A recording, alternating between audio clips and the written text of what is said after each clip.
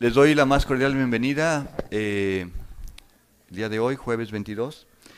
Y el día de hoy vamos a tener nuestro segundo panel que hemos denominado Violencia de Varones, Desarticular la violencia ejercida por los varones, Dislocating Men Violence.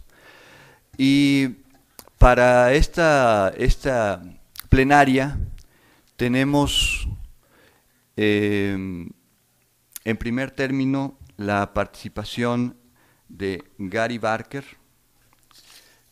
no, Michael Flood, sorry, de Michael Flood. Michael Flood es actualmente postdoctorado, está cursando un postdoctorado en el Centro de Investigación en Australia sobre Sexo, Salud y Sociedad en la Universidad de La Trobe. Ha sido conferencista sobre temas de género, salud en la Universidad Australiana, en la Universidad Nacional Australiana. Sus áreas de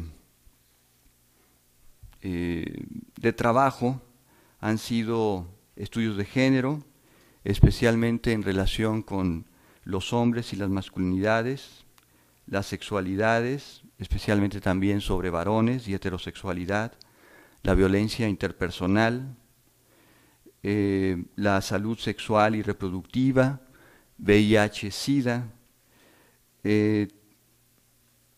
y ha trabajado ampliamente sobre cuestiones culturales de varones jóvenes, adolescentes.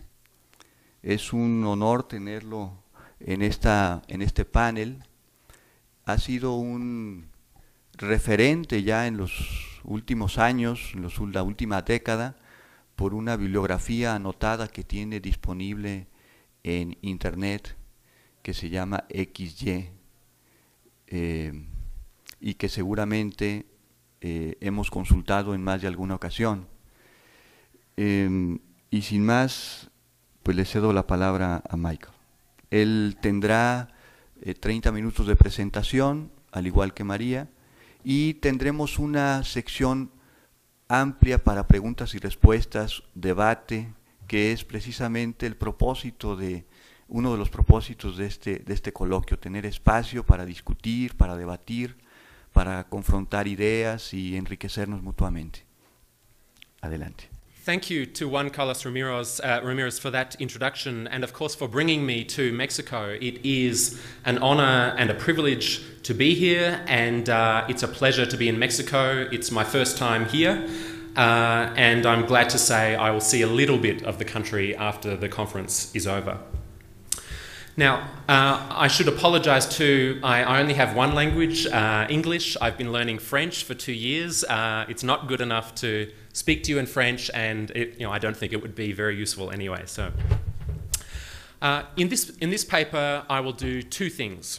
I will provide an overview of the social and cultural causes of men's violence against women. I will argue that men's violence is grounded in cultural norms and social structural conditions, and I will note some local contexts that are particularly dangerous for women. Second, I will offer an overview of how we can involve men in violence prevention. I will say why we should involve men and how we can involve men. And I should say too that the full paper, this is a short version of the full paper, and that is available in the CD, and it is also available, I can send it to you by email. Now, next slide, please. Thank you.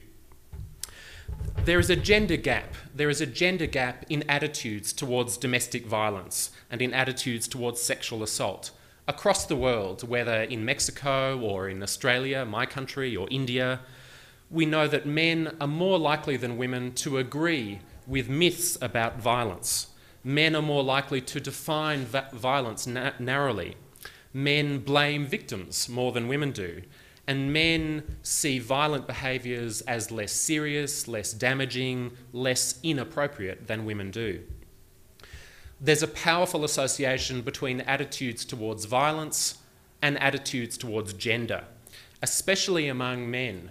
Having traditional gender role attitudes is associated with a greater acceptance, a greater tolerance of violence against women. And we know that traditional attitudes towards gender are associated with tolerance for violence, but also with the perpetration of violence. So, for example, sexual violence, rape, sexual harassment, other forms of sexual violence, is strongly associated with hostile, sexist, and patriarchal forms of masculine ideology. In fact, cultural support for violence against women can be found in everyday attitudes. For example, domestic violence, sexual assault are justified by the belief that men should be dominant in the household, that men have the right to enforce their dominance through physical punishment. Violence against women is supported by the belief that men have uncontrollable sexual urges, that women often lie, that if you're married to someone, then that is a sexual license. It gives you sexual consent. And when a man rapes a woman who is his wife or his girlfriend, rather than a stranger, a woman he does not know, it's more likely that he will not be seen as responsible, the behaviour will be seen as less harmful, and it may not even be recognised as rape. So, for example, I believe that in some states in Mexico, it is not a crime for a man to rape his wife. Marital rape is not a crime. Now, is not a crime in the law, although, of course, I think it is a crime. Violence against women is part of normal sexual and family and intimate relationships. So, for example, some studies in the United States, in New Zealand and Britain find that for many boys and girls, many adolescent boys and girls, sexual harassment is very common. Male aggression is expected, it's normal. There is constant pressure among boys to be sexually aggressive. Girls are objectified, girls are seen only as objects, as breasts and as buttocks and so on, and girls are pressured to accommodate male sexual needs and male desires. Next slide, please. We also know that attitudes towards violence against women vary. They vary among different ethnic and cultural groups and from country to country. We know that the ways in which violence is tolerated is culturally specific, is shaped by culture.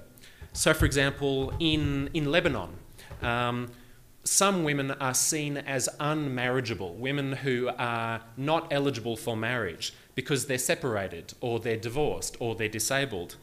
And those women are seen to have nothing to lose. And some men believe that with such women, it is all right to force them into sex